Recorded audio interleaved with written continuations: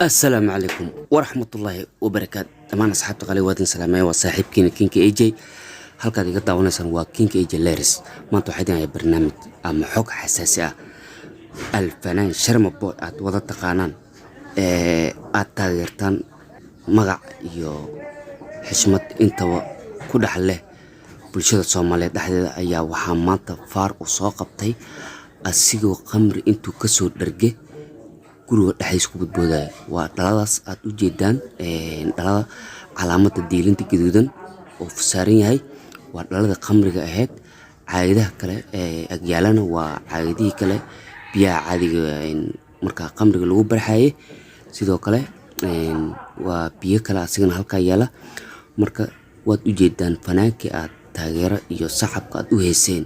yaa maanta in uu social media soo dhaxdhigo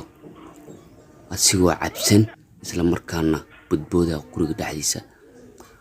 waa fanaan bulshada Soomaaliyeed magac ku leh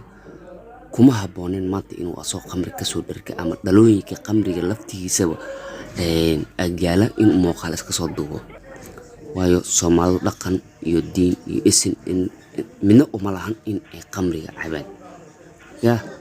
laakiin fanaankii aad taageereyseen da'yar iyo duqo caruur iyo ciroole yaa maanta waad u jeedaan faarka soo qabtay in asigoo qamri cabay ee ka dhargay guriga dhexdiisa ku badboodaya bacaadaas ku haayo yaa waad u jeedaan maskaxda uu ku shaqeynayo inaysan ahayn maskaxdiisa ay tahay maskax koobi Sharma Boy inta badan heesaa markuu soo qaadayo asigoo soo cabin hees ma soo qaado ma fahan asigoo soo cabin hees ma soo qaado waayo maskaxda oo ereyada iyo laxanka uu ku diyaarinayo heesaha ma ahan maskaxdiisa fresh ah waa maskax koobi waa maskax qamri yaa uu ku soo diyaariyaa mar walba heesaha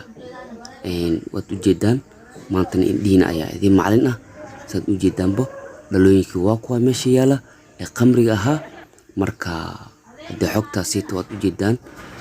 halkaad naga daawanaysaan waa King AJ Leris fadlan hadda jannada ku cusub tahay subscribe saar kambalelkana furo saad ula socoto muuqaal walba halkan soo dhigo sidoo kale muuqaalka like saar share garay comment noogura fikir